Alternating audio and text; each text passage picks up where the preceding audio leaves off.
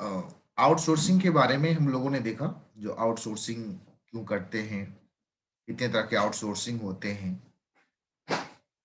आज आउटसोर्सिंग का नीड के बारे में हम लोग जानने जा रहे हैं, नीड फॉर आउटसोर्सिंग। तो एक पहला कोटेशन वर्ड है mother of all inventions. Necessity is mother of all sir inventions. आपका वीडियो आवाज थोड़ी सी अलग आ रही है। अब अब अब ठीक है। सर एक्चुअली नेट में शायद प्रॉब्लम है, मैं चेक करता हूँ।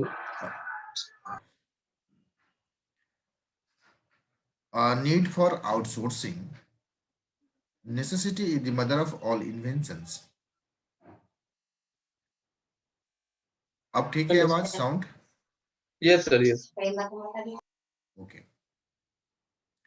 तो नीड फॉर आउटसोर्सिंग, क्यों आउटसोर्सिंग की जरूरत पड़ी? तो जैसा कि मैंने बार बार हर क्लास में मैं बातें करता हूं, 1991 की बात करता हूं, मैं ग्लोबलाइजेशन की बात करता हूं, लिबरलाइजेशन की बात करता हूं, कॉम्पिटिटिवनेस की बात करता हूं। तो एक्चुअल जैसे ही ग्लोबलाइज्ड हुए हम, लिबरलाइज्ड हुए हम, तो क्या हुआ, जो बेहतर सर्विस थी, जो आउटसाइड में प्रोवाइड होता था, या बेटर क्वालिटी प्रोडक्ट थे, वह इंडिया में आने लगे। और इंडिया से जो सर्विसेज थी अच्छे क्वालिटी की, वो बाहर जाने लगे, गुड्स भी बाहर जाने लगे। तो क्या हुआ, ग्लोबल कॉम्पिटिटिव प्रेशर बन गया। प्रेशर मतलब अच्छा, मतलब कॉम्पिटिटिव करने का मतलब, ग्लोबल कॉम्पिटिटिव प्रेशर्स करने का मतलब होते हैं जो quality, high quality product provide करना होगा, प्लस लोअर कॉस्ट में। और जो ये कर पाएगा वही सरवाइव कर पाएगा। तो डिमांड कस्टमर का हो गया, जो भैया हमें क्या चाहिए, हाई क्वालिटी प्रोडक्ट चाहिए एट ए लोअर कॉस्ट चाहिए। आज चाइना क्यों इंटरनेशनल मार्केट में सरवाइव किया? Because as per the requirement of the customer और क्लाइंट, जिस कॉस्ट पे मांगा उसी कॉस्ट पे वो प्रोवाइड किया। यह चाइना की बहुत बड़ी खासियत है। और आप देखे होंगे, जो हर कंपनी की फैक्ट्री, जो चाहे जापान की हो, यूएस की हो, हर वो चाइना में जाके फैक्ट्री सेटअप किया, मैन्युफैक्चरिंग यूनिट बैठाया। अब जितने भी लैपटॉप देख लो, मोबाइल देख लो, सोनी का प्रोडक्ट देख लो, सब पे लिखा हुआ रहेगा मैन्युफैक्चर्ड इन चाइना। क्या था? तो चाइना कंपनी के द्वारा नहीं किया जा रहा है, कंपनी का खुद का जो प्लांट है, सोनी का हो गया, एप्पल का हो गया, उन्होंने चाइना में सेटअप कराया। क्यों कराया? क्योंकि वहां पे स्पेस अच्छा मिल गया, इन्वायरमेंट मिल गया, कस्टमर भी मिल गया खरीदने वाला, plus plus plus man power भी मिल गया सस्ते में। तो ग्लोबल कॉम्पिटिटिव प्रेशर्स में high quality products at a lower cost. And emerging technology, सबसे बड़ा बात टेक्नोलॉजी, इमर्जिंग टेक्नोलॉजी। देखिए कितने मोबाइल में पहले नोकिया राज करता था, फिर सैमसंग आया, फिर ओप्पो वीवो आया। तो जो बेटर सर्विस दे पाएगा वह सरवाइव करेगा। तो कह रहा थ्री मेजर ड्राइवर्स है, थ्री मेजर्स ड्राइवर्स, मतलब इन तीन के वजह से जो आउटसोर्सिंग का जो शब्द है वह पला, पनपा। तो बिजनेस प्रोसेस को रिथिंक करने की बात आई। तो पहला फोकसिंग ऑफ अटेंशन।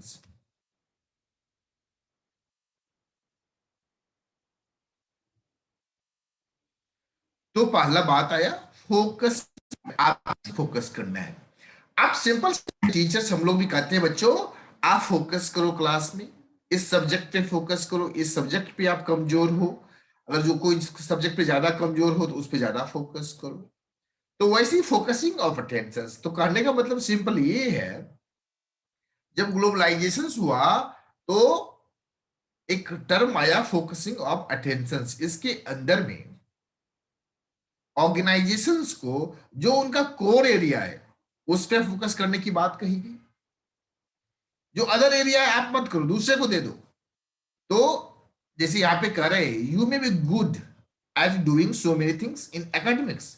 आप एकेडमिक में बहुत अच्छा परफॉर्म कर रहे हैं, एक्स्ट्रा क्यूरिकुलम एक्टिविटीज भी कर रहे हैं, फिर भी आप बेटर ऑफ मीन्स अपने आप को अच्छे बेटर ऑफ कर सकते हैं, अच्छे पोजीशंस में ला सकते हैं बाय फोकसिंग। आप अगर फोकस करते हैं your limited time and money on just few things.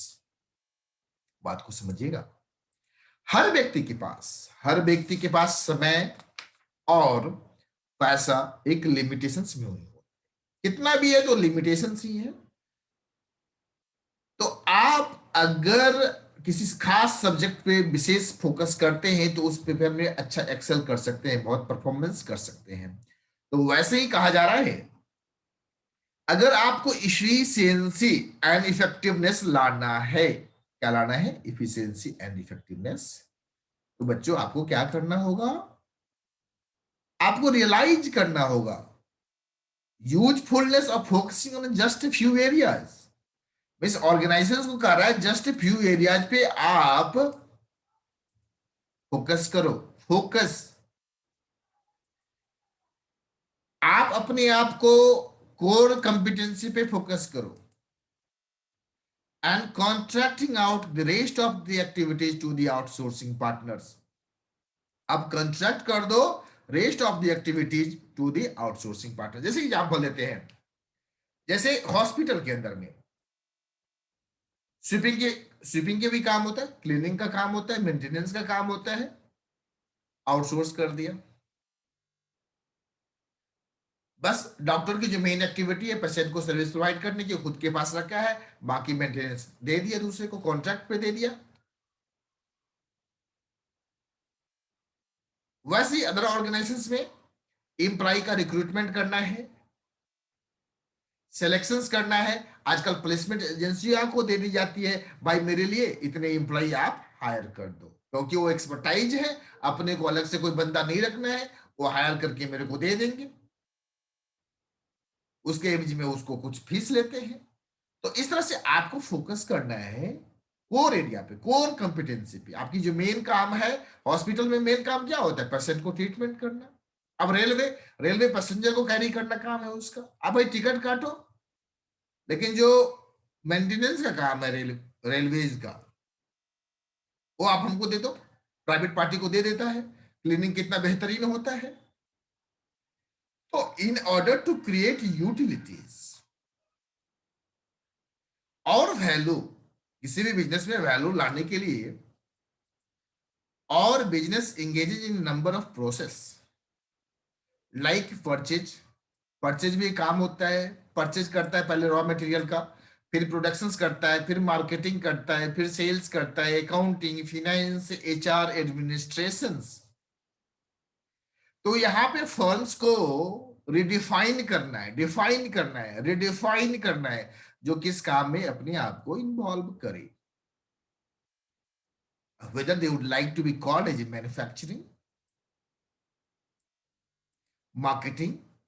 तो देखिए मेडिसिन में बताते हैं आपको, मेडिसिन को अगर बारीकी से आप देखेंगे तो मेडिसिन के ऊपर लिखा हुआ रहता है मैन्युफैक्चर बाय, मार्केटेड, मत मैन्युफैक्चर बाय किसी और कंपनी का नाम एंड मार्केटेड बाय किसी और कंपनी का नाम। डॉक्टर रेड्डी हो गया या सिप्ला हो गया, ये सब बहुत बड़े पैमाने पे इन्वॉल्व इन मार्केटिंग।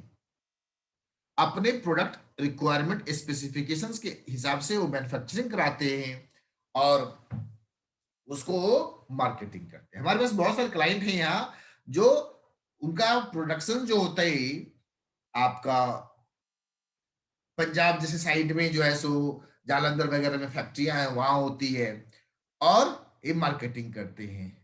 तो उसने अपने आप को मार्केटिंग में सीमित रखा, according to product requirement and specifications and market requirement वो ऑर्डर प्लेस करते हैं, मैन्युफैक्चरिंग करवाते हैं। तो कुछ लोग मैन्युफैक्चरिंग में इन्वॉल्व हैं, तो कुछ लोग मार्केटिंग में इन्वॉल्व हैं।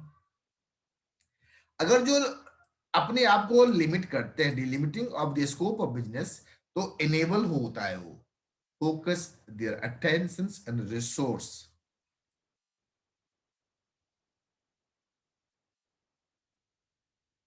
क्या हाल है दिल्ली का?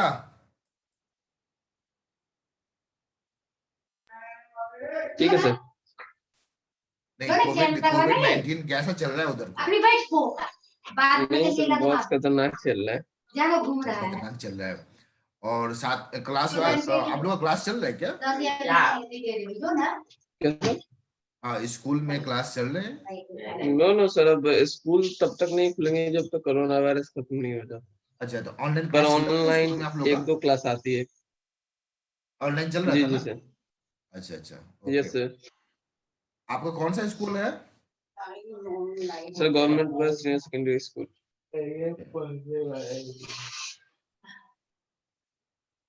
आनंद विहार से कितना डिस्टेंस है आपका? सर आनंद विहार टर्मिनल से हाँ, लगभग 1-1.5 घंटे का रास्ता। 1-1.5 घंटे का रास्ता है तो किस दिशा में है, किस ओर है? तो साकेत की ओर। साकेतपुरी की तरफ? ये नहीं सर, साकेत सिर्फ साकेत। साकेत, साकेत। न्यू दिल्ली, न्यू दिल्ली की तरफ, न्यू दिल्ली रेलवे स्टेशन है सर। अच्छा, न्यू दिल्ली रेलवे स्टेशन उधर है। ये नहीं सर, तो आप उसी दिशा में जाइएगा, दिशा बता रहा हूँ। वैसे न्यू दिल्ली रेलवे स्टेशन और आनंद विहार दोनों ही हमारे इधर से 1-1.5 किलोमीटर की दूरी पर। अच्छा, दोनों एक एक डेढ़ डेढ़ किलोमीटर की दूरी पे। ओके एक ओके, डेढ़ घंटे से। 1-1.5 घंटे। ओके। तो हम लोग बात कर रहे थे बच्चे आउटसोर्सिंग के बारे में बात कर रहे थे। आउटसोर्सिंग में पहला फोकस ऑफ अटेंशन देना, जो 3 मेजर ड्राइवर्स है फोकस ऑफ अटेंशन, मतलब हम कुछ स्पेशलाइजेशन जैसे वो काम करें। एंड दूसरा है क्वेस्ट फॉर एक्सेलेंस। क्वेस्ट मतलब होता है खोज, रिसर्च। बस एक्सेलेंस की तलाश करना है, हर कोई को एक्सेलेंस ही चाहिए। तो वो रिसर्च जो है सो ये तलाश जो है सो एक्सेलेंस की कैसे मिलेगा, इसके लिए आपको करना होगा division of labour and specialisations. जो छोटे ऑर्गेनाइजेशंस होते हैं बच्चों, वहां पे क्या होता है, एक ही एम्प्लॉय जो होता है अकाउंटेंट का भी काम कर लेता है, कैशियर का भी काम कर लेता है, एडमिनिस्ट्रेशन का भी काम कर लेता है। बट जो बड़े ऑर्गेनाइजेशंस होते हैं वहां पे अकाउंट्स का स्पेशलाइज्ड बंदा होता है, मार्केटिंग का स्पेशलाइज्ड बंदा होता है, कैश हैंडलिंग का एक अलग बंदा होता है। तो डिवीजन ऑफ लेबर करना हुआ एंड स्पेशलाइजेशन। जब आपको अच्छा बेस्ट परफॉर्मेंस चाहिए, एक्सेलेंसी चाहिए, तो you have to do the division of labour and specialisation. और ये जो आउटसोर्सिंग होता है ये एनेबल्स करता है दो फॉर्म्स को to pursue excellence in 2 ways. और आप देख सकते हैं एग्जाम्पल मैं बार बार अभी दे रहा हूं। आज आप किसी भी हॉस्पिटल को विजिट कीजिए तो बड़ा नीट एंड क्लीन होता है, पहली बात, क्योंकि क्लीनिंग की आउटसोर्स कर दिया गया है। रेलवे में आप सफर करते हैं, बड़ा क्लीनिंगनेस रहता है, क्यों? क्योंकि वहां पे भी आउटसोर्स किया हुआ है। They excel themselves in the activities they can do the best by virtue of limited focus। मतलब उनको क्या है, सिर्फ क्लीनिंग करना है, स्टाफ को सिर्फ क्लीनिंग करना है। लेकिन पहले क्या होता था, वही स्टाफ क्लीनिंग भी कर रहा है, रेलवे ट्रैक को भी क्लीन कर रहा है, स्टेशन को भी क्लीन कर रहा है, और बाबू लोग का भी सर्विस दे रहे हैं। बाबू लोग मतलब रेलवे के बाबू लोग। तो उससे क्या होता था, का ध्यान भटकता था, और जो फोकस होना चाहिए था वो फोकस नहीं हो पाता था। मतलब सेम एम्प्लॉय अगर रेलवे ट्रैक को भी क्लीन करे, रेलवे जो गाड़ियां हैं उसको भी क्लीन करे, प्लेटफॉर्म को क्लीन करे, ऑफिस है उसको क्लीन करे, और एम्प्लॉय लिमिटेड होता था, तो काम नहीं हो पाता था। अब क्या है, उस काम को हमने आउटसोर्स कर दिया और डिफरेंट एजेंसियां को कर दिया, डिफरेंट प्लेटफॉर्म पे डिफरेंट एजेंसी काम करती है। अब क्या है, वो अपना काम कराया, चला गया। पहले क्या होता था, वो काम मतलब अगर उसके लिए अगर एम्प्लॉय रखे हैं हम, तो 2 घंटे काम करेगा, 6 घंटे बैठेगा, क्योंकि उसके बाद उससे काम नहीं है। तो इससे क्या हुआ, एक्सेलेंसी भी आया और रिडक्शन ऑफ कॉस्ट भी हुआ। Excel by extending their capability through contracting out. करे आप कॉन्ट्रैक्ट कर दो, कॉन्ट्रैक्टिंग आउट कर दो, दूसरे को दे दो काम, और जो रिमेनिंग एक्टिविटीज दो एक्सेल इन परफॉर्मिंग। तो यहीं से हम लोग का एक्सेलेंस का खोज हो गया। और it is necessary not only to know what you would like to focus on, आपको जानना होगा किस पे फोकस करना है, and offers to and others to do for you. और हमें याद है हम लोग जब ट्रेन से सफर करते थे, जो 2000 का दशक था, इतनी गंदगी ट्रेन में, टॉयलेट इतना गंदा, प्रॉपर वाटर नहीं, मुश्किल ट्रेन में सफर, गंदगी, मतलब पूरी गंदी ट्रेन रहती थी। लेकिन आज आप देखोगे कहीं भी कदाल ऐसा होता है जो ट्रेन गंदी रहेगी, अदरवाइज बीच बीच में भी साफ होता रहता है, नीट एंड क्लीन रहता है। आप जाएंगे तो सब, पहले मॉस्किटो का बहुत इशू रहता था, अभी नहीं रहता, प्रॉपर मॉस्किटो के लिए भी वो लोग स्प्रे करते हैं।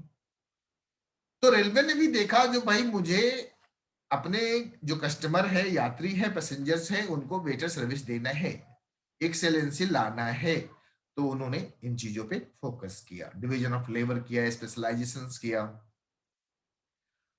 तो focus of attention and quest for excellence and cost reductions, ये तीन जो चीज था वही हमें आउटसोर्सिंग की तरफ खींचा खींचा ले गया, कॉस्ट रिडक्शंस। और पहली बात, कॉस्ट रिडक्शंस बहुत बड़ा मुद्दा है। आज इंटरनेशनल मार्केट में हम लोग चाइना से क्यों खरीदते हैं? क्योंकि सस्ते दामों पे वो सामान अवेलेबल होता है। तो ग्लोबल कम्पिटिटिवनेस जो था, नेसेसिएट किया, मतलब जरूरत कर दिया, not only global quality, global quality तो चाहिए, अच्छे क्वालिटी तो चाहिए ही, but also global competitive price चाहिए, अच्छे दामों पे भी चाहिए। And as the prices turn southwards due to competitive pressures, तो the only way to survival and profitability, survive करने के लिए क्या था आपको, एंड प्रॉफिटेबिलिटी, कॉस्ट रिडक्शंस। जैसे ही ग्लोबल प्रेशर आया तो आपको कॉस्ट रिडक्शंस करना जरूरी हो गया। एंड इसके लिए division of labour and specialisations, इसके लिए आपको करना पड़ेगा इंप्रूविंग क्वालिटी, क्वालिटी में सुधार करना होगा, कॉस्ट को रिड्यूस करना होगा। तो improving quality and reduce cost too. और यह हैपेंस हुआ, ऐसा हुआ क्योंकि due to the economies of larger scale. Economics में बच्चे, आपका इकोनॉमिक्स अभी चालू नहीं हुआ है ना? No sir. ओके, एक बार बात कर दिएगा अंजलि से। इकोनॉमिक्स ऑफ लार्जर स्केल, ये क्या होता है? जब बोझ आप, जैसे सपोज स्टूडेंट क्लास में है, सपोज क्लासरूम है और लाइट चल रहे हैं, पंखा चल रहा है, सब कुछ चल रहा है, 100 स्टूडेंट है, या ऑनलाइन ही क्लास कर रहे हैं, 100 स्टूडेंट है, या 10 स्टूडेंट है, तो कॉस्ट ऑफ जो ऑपरेटिंग प्रोसेस है दोनों केस में मोस्टली सिमिलर लगेगा। ऑनलाइन अगर क्लास है तो नेट वही खपत होगा, कंजम्पशन होगा, थोड़ा बहुत ज्यादा हो सकता है अगर वीडियो रहेगा तो। लैपटॉप में जो इलेक्ट्रिसिटी चाहिए वही कंज्यूम करेगा। मेरा जो टाइम है 1 घंटे का वही लगेगा, चाहे 100 स्टूडेंट्स हो, 10 हो, 5 हो, 2 हो, 4 हो। तो इकोनॉमीज ऑफ लार्ज स्केल, तो कॉस्ट पर स्टूडेंट पे चला जाएगा। तो जैसे ही लार्ज स्केल पे प्रोडक्शन होता है तो उस कंडीशंस में जो कॉस्ट होता है वह कम जाता है। तो इकोनॉमीज मतलब, इकोनॉमीज ऑफ लार्ज स्केल करने का मतलब जैसे ही लार्जर प्रोडक्शन होगा तो इकोनॉमी मिलेगा। और according to the outsourcing partners, और जो आउटसोर्सर्स होता है वो बहुत बड़ा काम करता है, मतलब सिर्फ और सिर्फ सफाई का ही काम कर रहा है। एक ट्रेन आया, दूसरा ट्रेन, दूसरा ट्रेन, तीसरा ट्रेन, तो outsourcing partners as they deliver the same service to number of organisations, एक ही सर्विस नंबर ऑफ ऑर्गेनाइजेशंस को देता है।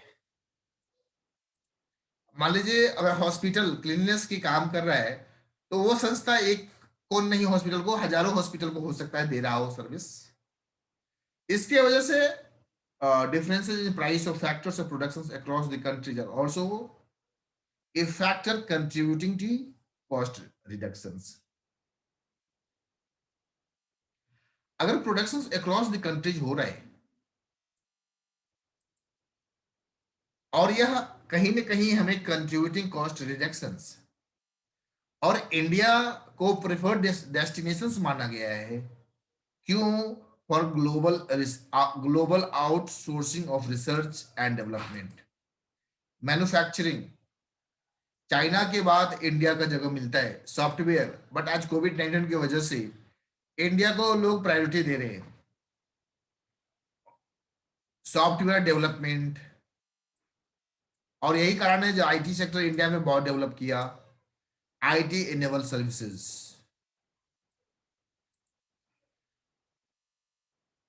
इसके बाद ग्रोथ थ्रू अलायंस। अलायंस मतलब होता है आउटसोर्सिंग में हम लोग अलायंस का मतलब पहले समझते हैं। अलायंस मतलब किसी के साथ जुड़ना। और आप देखेंगे आज के डेट में हमारा जब इंश्योरेंस सेक्टर, पहले इंश्योरेंस सेक्टर प्राइवेट पार्टियों के लिए अलाउ नहीं था। ओनली एलआईसी और जीआईसी इंश्योरेंस प्रोवाइड करती थी। बट धीरे धीरे देखे होंगे आपने, एचडीएफसी लाइफ आ गया, बजाज एलायंस आया, कोटक लाइफ आया, आईसीआईसीआई प्रूडेंशियल्स आया। तो ये जो दो नाम आपने देखा ना, आईसीआईसीआई प्रूडेंशियल्स, प्रूडेंशियल्स क्या है, एक विदेशी कंपनी है और इंश्योरेंस में उसको एक्सपर्टाइज था, तो उसके साथ आईसीआईसीआई ने क्या कर लिया, मर्ज अलायंस कर लिया। वैसे ही एचडीएफसी के साथ लगा हो रहा था एर्गो, ईआरजीओ। तो एर्गो एक विदेशी कंपनी, तो एचडीएफसी और एर्गो ने मिलके अपना, ऐसे ही आपका जो है सो टाटा, टाटा एआईजी, टाटा के साथ एआईजी जुड़ा, बजाज के साथ एलायंस जुड़ा। तो ये सब अलायंस ही है। तो you can avail the services of others. इसमें क्या होता है, your investment requirement are reduced. Obvious सी बात है, जैसे ही आईसीसी के साथ प्रूडेंशियल जुड़ा तो उसने भी आके इन्वेस्टमेंट किया होगा, तो आपका इन्वेस्टमेंट भी कम हो गया, तो स्टेक इन द बिजनेस हो गया ऑफ योर आउटसोर्सिंग पार्टनर्स। और उससे जो प्रॉफिट आएगा, अच्छी प्रॉफिट आएगी तो आईसीआईसीआई बैंक को भी मिल जाएगा। तो better quality service provided by them to you, but also by virtue of share in the profit from overall business. आप सिंपल सी बात को समझिएगा, अगर आईसीआईसीआई खुद से अगर इंश्योरेंस बिजनेस में होती तो उसे पूरा इन्वेस्टमेंट करना पड़ता, सारा स्टाफ लगाना पड़ता, और उसका जो प्रॉफिट होता वो खुद लेता। लेकिन जैसे ही वो पार्टनर लाया तो आधा पार्टनर कैपिटल लेके आएगा, उसका कॉस्ट भी बियर करेगा, और स्पेशलाइजेशन उसको है, तो अच्छा प्रॉफिट होगा। और अच्छा प्रॉफिट होगा तो ओवरऑल बिजनेस में अच्छा प्रॉफिट हो, तो कहीं ना कहीं आईसीआईसीआई को बेनिफिट होगा। तो same amount of investable funds result in creation of a larger number of business. Capital कम लगेगा। Apart from financial returns, outsourcing क्या करता है, फैसिलिटेट करता है इंटर ऑर्गेनाइजेशनल नॉलेज शेयरिंग। एक काम को बेहतरीन तरीके से किया जा सकता है, वह करके आपको दिखाएगा, और आपको आपको भी मालूम हो जाएगा जो भाई इस काम को और भी तरीके से किया जा सकता है। और यही कारण है जो आज के डेट में आउटसोर्स कर रहे हैं firm. Today are outsourcing not only their routine non core process but also seeking to benefit from outsourcing such strategic and core, जैसे रिसर्च एंड डेवलपमेंट। ये भी जो बहुत सारे फर्म है, मान लीजिए कोविड-19 पे रिसर्च कराना है किसी भी मेडिसिन कंपनी को, तो जो रिसर्च में एक्सपर्टाइज है उसको दे देगा और वह करके देगा। Fillip to economic development. तो आउटसोर्सिंग एक इकोनॉमिक डेवलपमेंट को भी पूरा करता है। फिलिप का मतलब होता है आपका इंसेंटिव या स्टिमुलस, लिख लीजिएगा, या प्रोत्साहन। Fillip to economic development, outsourcing economic development को इंसेंटिव करता देता है, स्टिमुलस करता है। तो outsourcing more so offshore, outsourcing offshore करने का मतलब जो इंडिया से बाहर होता है उसको ऑफशोर बोलते हैं। शोर मतलब होता है समुद्र का किनारा, ऑफ मतलब उस पार। Outsourcing offshore outsourcing stimulates entrepreneurship और इंटरप्रेन्योरशिप डेवलप होगा तो इकोनॉमिक डेवलपमेंट होगा, एम्प्लॉयमेंट जनरेट करता है एंड एक्सपोर्ट भी कराता है।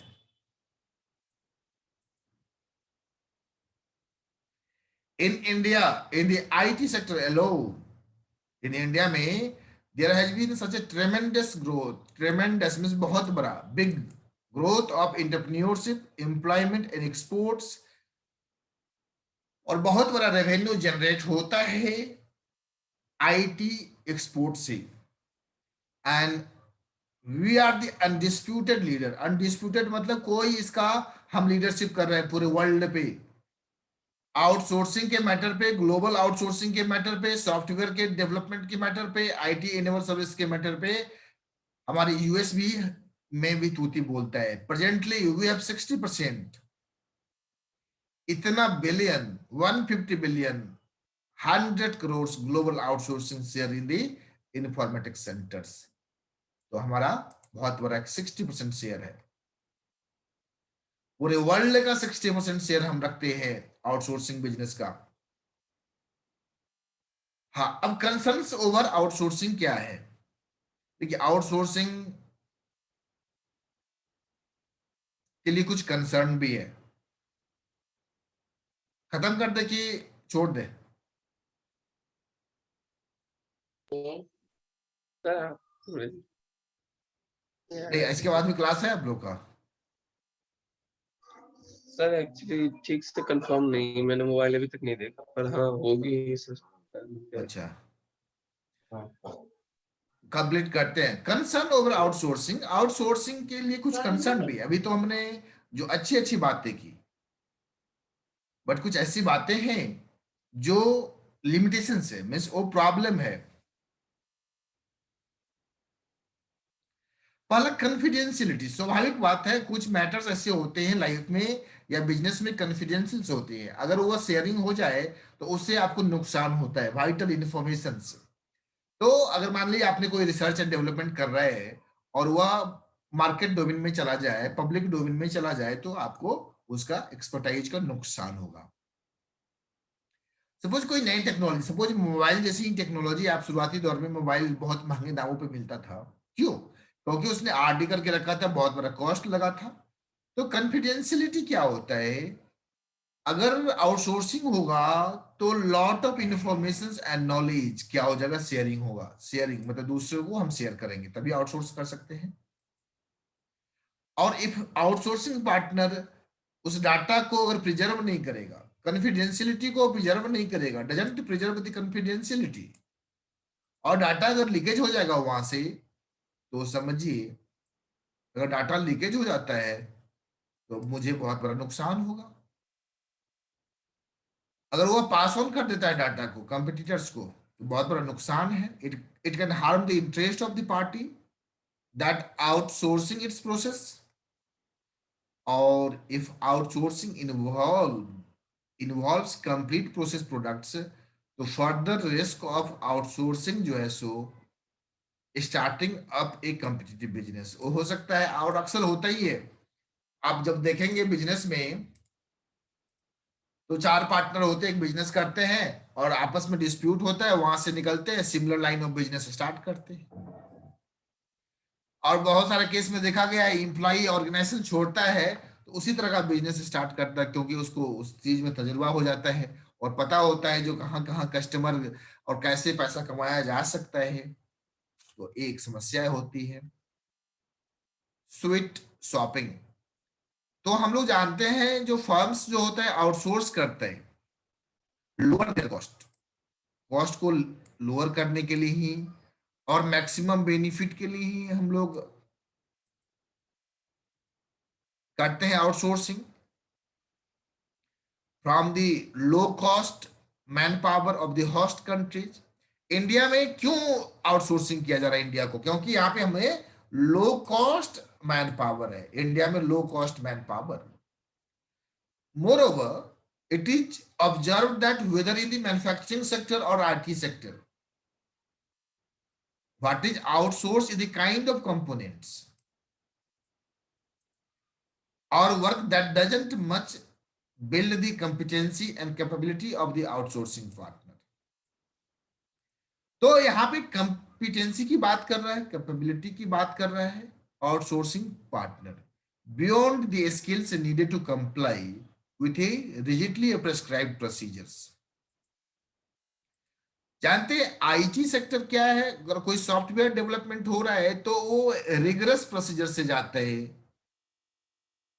अब मान लीजिए बैंकिंग जितने भी सॉफ्टवेयर है उसने आउटसोर्स करके रखा है, तो सामने वाला जो बंदा है, आईटी का बंदा, टीसीएस हो, विप्रो हो, वह उसके पास कंपिटेंसी है, कैपेबिलिटी है, और उसके बियॉन्ड भी है, जो प्रेस्क्राइब्ड प्रोसीजर मेथड के द्वारा उस सॉफ्टवेयर को वह डेवलप करता है। So what the firm that going the for outsourcing look for is the doing skills rather than development of thinking skills. तो जो भी बैंक मान लीजिए आउटसोर्स कर रहा है, तो डूइंग स्किल्स मतलब स्किलफुली काम कर दो, rather than development of thinking skills. एक मैटर आता है ethical concern. Ethical concern, ethics समझते हैं ना? इथिक्स मतलब what is right, what is wrong, क्या करना चाहिए, क्या नहीं करना चाहिए। अब मैं बताता हूं इथिकल कंसर्न। सपोज आपके फादर, आपने देखा किसी मार्केटिंग शॉप में गया था और आपके फादर जो वहां से कुछ चुरा लिए, और मान लीजिए एक पुलिस केस हो जाता है, और आप जानते हैं जो आपने देखा है, आप आई विटनेस आप ही हो, जो आप बोल सकते हो कोर्ट में, हाँ मैंने देखा है, बट दिस इज एथिक्स। और फादर है, फादर के अगेंस्ट में कैसे बोले, डायलिमा आ गया। तो ऐसा ही सिचुएशंस कई बार बनता है इथिकल कंसर्न्स। अब बताते हैं इथिकल कंसर्न्स। तो वहां पे आपको दो चीजें आती है, एक फादर के अगेंस्ट में मतलब विटनेस बनना, या फिर कानून के फेवर में विटनेस बनना। दोनों एक मैटर्स है, एक डायलिमा वाला मैटर है। तो ethical concerns, think of a shoe company. एक सू कंपनी है, in order to cut cost, cost को कट करने के लिए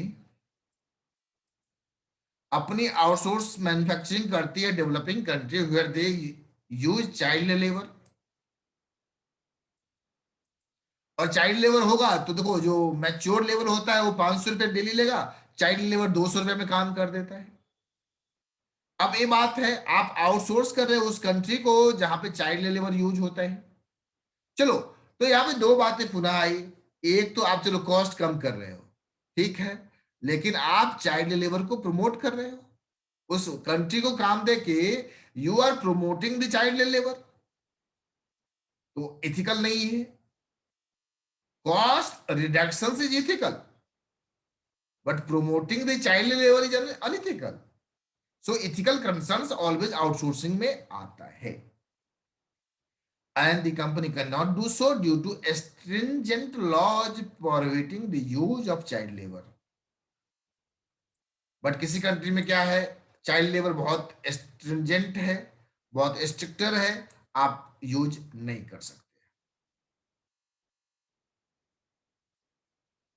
जहां पे कानून कमजोर है तो आप इस तरह के एक्टिविटी करते हैं। Similarly, is it ethical to outsource the work to countries where there exist wage discriminations,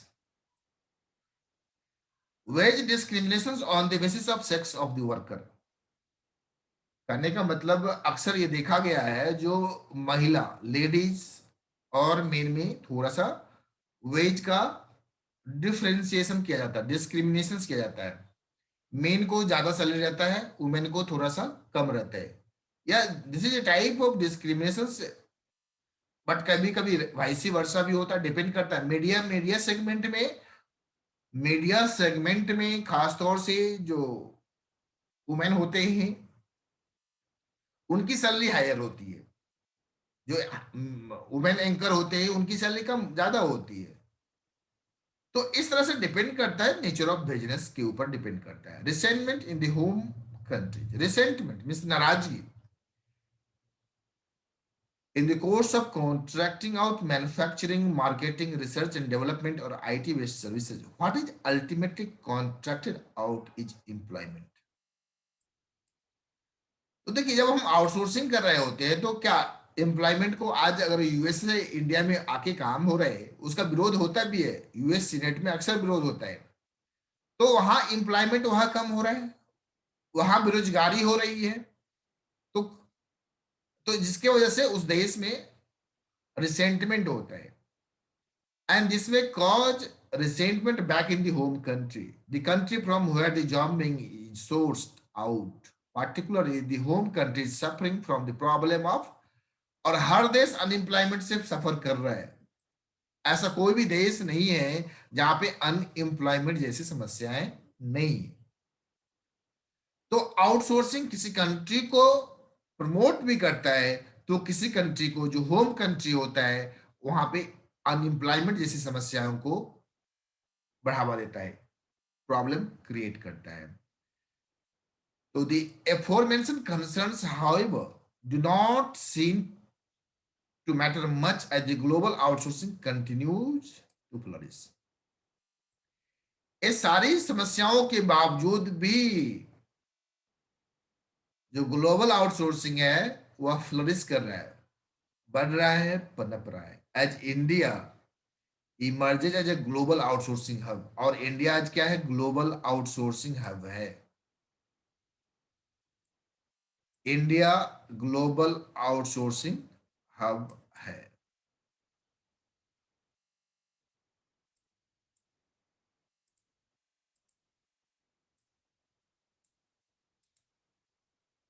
The industry is to forecast to explode it at exponential rates. 23,000 people and 10 billion per annum is 1990 to over a million people and revenue in excess of इतना billion by 2008. तो बोल रहा है data 23,000 था और आज के date में डाटा इंक्रीज करके बहुत बड़ा हो गया है। रेवेन्यू का भी इनकम जो है सो बहुत बड़े पैमाने पे है। तो इस तरह से हम लोग का जो इमर्जिंग मोड ऑफ बिजनेस का जो 5th चैप्टर था वो समाप्त हुआ। इसके अंदर में जो कुछ की टर्म्स है इसको आप मेरे को आज लिख के भेजेंगे व्हाट्सएप पे। ई बिजनेस वायरस क्या होता है, ई ट्रेडिंग क्या होता है, ई कैश क्या होता है, वर्टिकल्स क्या होता है, स्वीट शॉपिंग क्या होता है, ये सारे जो टर्मिनोलॉजी है, e commerce, SSL, e procurement, business process outsourcing, horizontal browsers, online trading, E bidding, call centres and captive BPO units. तो 2-3 लाइन में इन चीजों को आपको इस चैप्टर के अंदर में हम लोगों ने सीखा, तो इसको आपको एक्सप्लेन करना है। आज का होमवर्क यही रहा। अगर आपका कोई क्वेश्चंस वगैरह है तो पूछ सकते हैं।